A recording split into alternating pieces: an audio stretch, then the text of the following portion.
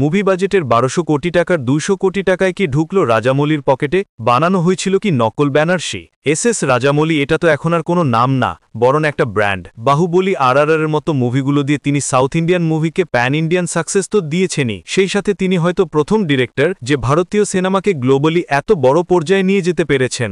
সেই এস রাজামৌলি যখন ফিরবেন তেলুগু ফিল্ম ইন্ডাস্ট্রির সুপারস্টার মহেশবাবুর সাথে, তখন ক্রেজ যে কোন লেভেলে হতে পারে সেটা তো আন্দাজ করাই যাচ্ছিল। সেটা এক্সপেকটেশনের চাইতেও বেশি দেখা গেল মুভির ফার্স্ট লুক রিলিজ হওয়ার পর।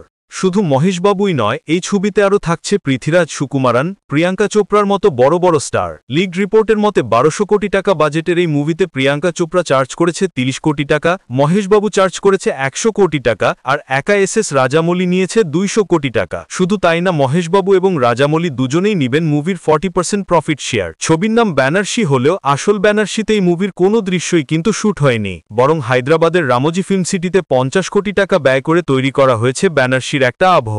মুভির বেশিরভাগ দৃশ্যই নেওয়া হয়েছে কেনিয়া, আফ্রিকার জঙ্গলেও ভারতের উড়িষ্যায়। মুভির ফার্স্ট লুকে ছিল VFX এর চোখ ধাঁধানো চমক। রাজামৌলির অন্যান্য সিনেমার মতো এখানেও থাকতে পারে এনশিয়েন্ট মিথোলজির একটা হেভি ইনফ্লুয়েন্স, সেই সাথে টাইম ট্রাভেল রিলেটেড টুইস্টও থাকতে পারে। রাজামৌলির বাবা KV বিজয়েন্দ্রা জানান, এই মুভিতে নাকি মহেশবাবুর পুরো ৩০ মিনিটের একটা অ্যাকশন সিন আছে, যেখানে মহেশবাবু কোনোরকম বডি ডবল বা হেভি CGI ছাড়া একাই শ্যুট করেছেন। মানে ডেডিকেশনটা কোন লেভেলের বুঝতে পারছেন? যতদূর শোনা যাচ্ছে মহেশবাবু এই মুভিতে প্লে করবে একজন আর্কিওলজিস্টের চরিত্রে। আবার পোস্টার রিলিজের পরপরই কিন্তু পৃথ্বীরাজ সুকুমারানের স্কিনি ক্রিপি মিস্টিরিয়াস লুকটা নিয়ে উঠেছে ভালো রকমের কাজ। সেই সাথে লম্বা সময় পর ইন্ডিয়ান সিনেমায় দেশিগাল প্রিয়াঙ্কা চোপড়ার কামব্যাক নিয়েও কিন্তু মানুষজন ভালোই এক্সাইটেড। আরও একটা বোনাস হচ্ছে এই মুভিতে থাকছে জনপ্রিয় অভিনেত্রী শ্রুতি হাসানও, তবে কোনো অভিনেত্রী হিসেবে নয়, একজন প্লেব্যাক সিঙ্গার হিসেবে।